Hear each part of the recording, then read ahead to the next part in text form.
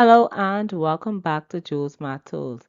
In our session today, we are working with three fractions with different denominators and we will be summing these fractions.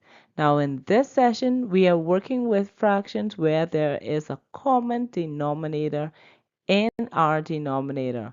So if you're ready to see how we're going to sum these numbers together, let's get started.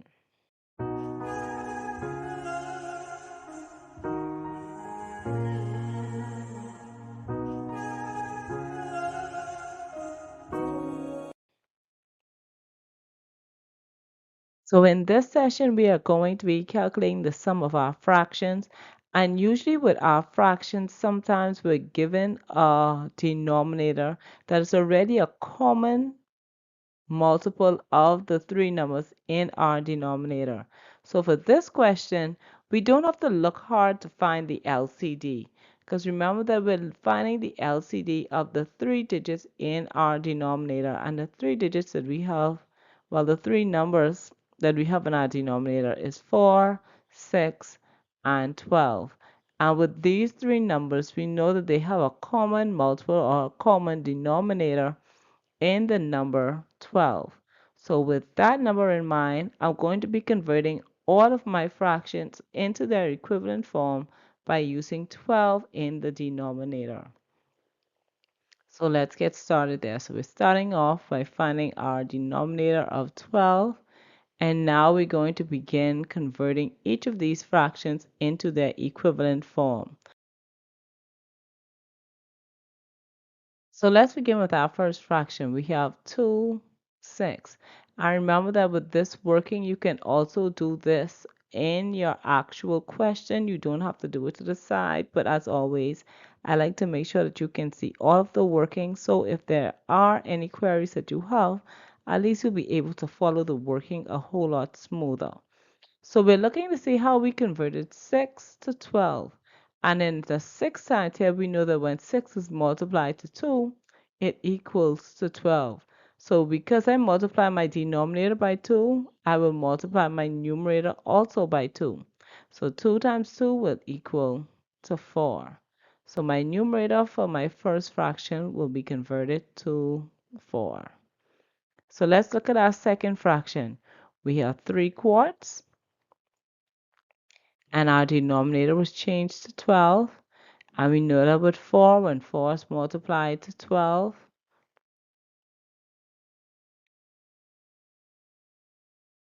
and we know that with 4, when 4 is multiplied by 3, it equals 12. So I will be multiplying my numerator also by 3. And 3 times 3 is equal to 9. So my new numerator for my second fraction will be 9. And now for our final fraction, which is our 5/12, I will also go through that step, even though for some persons I don't really need to, I still will. So remember that whenever the denominator remains the same, that means that 12 is being multiplied to 1, because 12 times 1 is equal to 12, and 5 times 1 is equal to 5. This is why in most cases when we have a fraction and the denominator is our LCD, we usually say we don't change the fraction. And the reason we don't change the fraction because the fraction will be multiplied by 1, and in that case the fraction has not changed. So let's continue on with our working. So now that our denominator is 12, I'm going to be adding up my numerators. So I'll be adding 4 plus 9, which is equal to 13, and 13 plus 5 is equal to 18. Now remember that when it gets to this point and you're simplifying your fractions, you have two approaches that you can decide to take. You can decide to either simplify the fraction now, or you can convert it into its mixed fraction form and then simplify the fraction afterwards. Remember to always play to your strengths. Some of you are okay with simplifying the fraction now. Some of you prefer to change it to a mixed fraction, but remember that whichever approach you take, we should still end up with the exact same number. So let's begin. I'm going to now simplify my fraction by dividing both of my numbers by 6. So I will be dividing my numerator and my denominator by 6 to reduce my fraction further. So when 18 is divided by 6, this will equal to 3. And when 12 is divided by 6, I will get 2 in my denominator. And when I convert my fraction into its mixed fraction form, I will end up with 1 and 1/2. Okay, so 1 and 1/2 will be our final solution. Okay, so as always, remember to always get some additional practice in.